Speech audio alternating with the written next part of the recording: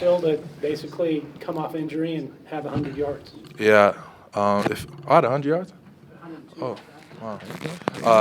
It felt great. I'm so grateful for the BYU athletic staff, Kobe, Skylar, Kayleen. Shout out Brett, Ashley. I love them so much, and they're able to recover me in such a short amount of time. I'm so grateful for them. I'm blessed. Chris, with your injury, did you ever fear that you wouldn't make it back for this game? No, I always had faith and belief. I actually wanted to play Boise, but it's just a matter of time, just being smart. What difference did it make having this guy on the field today? Experienced, physical, knows what he's doing. I mean, he's a difference maker for us. We give him opportunities, he makes the most of it. So it's been fun. Been blessed to play alongside him all year. A bummer to miss him for a couple weeks with his injury, but he's back and better than ever, as everyone saw tonight. So it's been real. It's been real. A couple more to go. Chris, you've always seemed happy here, like you fit in and have enjoyed yourself. What's your BYU experience been like? This has been one of the best years of my life. I can truthfully say that. I'm so happy with the decision to come here, and I thank God for giving me this experience every day. Jaren, talk about your game. Career high, got a bunch of TDs, got one running. What'd you feel like about your performance today? Guys just made plays. A lot of 50-50 balls. Puka took 2-3 guys every play, it seemed like. A lot of bracketing on them, double teaming, sometimes triple teaming. So it just left a lot of matchups for all our other guys. And, giving them a chance in the air. They took advantage, made the plays. Then the O-line holding up, giving me time. Everything always starts with them, goes back to them, and then our receivers coming down with the ball. So that was really the key to all that success that we had out there was them. Jaren, you mentioned the whole line. What did they mean to you personally? You've had a lot of time being at work with Yeah, those guys. it's my boys, man. I love those guys. Can't say enough about them. I wish I could give each of them the world. They deserve it, man. Every offensive line and defensive line deserves that. Man, they make the world go around. And when it comes to football, and they're not appreciated enough. They're not talked about enough. So I love those guys, and I'll always have their backs. I know they got mine. It's been a special group to play with. Jaren, Kalani said it wasn't the cleanest as he would have liked. Yeah. Do you attribute that to the bye week, or why did you guys kind of get off to a choppy start? No, they had a great game plan. They were dialed into a lot of the stuff that we were doing, more than we thought they would be. That's what happens when you got a team that's really hot, won a lot of games, a good coaching staff, and coaches that coach here, they understand what we do, and so. Give them a lot of credit. They were ready for us. And then obviously in the first quarter, we just didn't take advantage of a couple key plays. And, we found a way second quarter to get it going. And, so credit to them. Kalani said some of you guys were upset by what was said leading up to the week, during the week.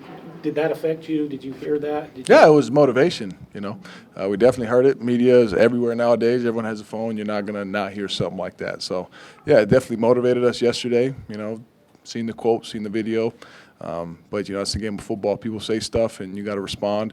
And for us, luckily, it kind of put a fire underneath us and got us better prepared. What was the last home game? What was it like for you guys? You got the win, and then a very long post-game ceremony.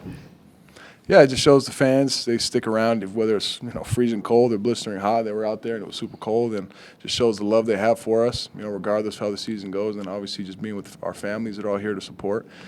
Spend a time after just to talk to them, take pictures, and just remember who got us to that point. Who gets us here to play football. It's always attributed to our families, to the fans, and we're just I'm very grateful. I can't speak for Chris, but I'm very grateful for that.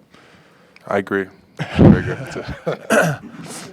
Can you tell us what your injury was? Are you willing to do that? Yeah. I mean, I think it'll make its way to the media eventually, but it was a hamstring injury. Yeah. Jaren, in the TV broadcast, they mentioned that A-Rod told the broadcasters leading up to this game that he was expecting to have you back next year. Have you kind of indicated or communicated with the coaches what maybe your plan or timeline is? Yeah, we've had some talks, talking through the pros and cons of every decision, but I haven't made a decision, and I'm a couple weeks away. You guys will probably be the last to know, so we'll leave it at that. Respectfully, of course. Love you guys, appreciate you, but yeah. So yeah, I haven't made a decision yet, but we'll take some time and just enjoy Stanford and the bowl game. For both of you guys, what was that it's the last for you, Jaren, or Chris, I know it's your last, but that walk across the field, what did that kind of mean, the emotions that were kind of going through your mind walking across the LaBelle Stadium field? It really does teach you just never taking any of these games for granted, you know, because when you get to that senior walk and you're walking that field, everything just flashes before your eyes. So just grateful. Was it difficult at all for you to kind of manage your emotions throughout the week, knowing that this was it? Yeah, you know, I'm not usually an emotional guy, but when it comes to this football stuff and it comes to not knowing when, you know, that last down is going to be, yeah, I'd say yeah. You know, they're still a week away, Chris, but you being a former Cal guy, you're kind of excited about playing Stanford maybe again? Very, very. Back to the Bay. What can this final stretch for you guys, for this team program, what can it do to have a strong finish to the season?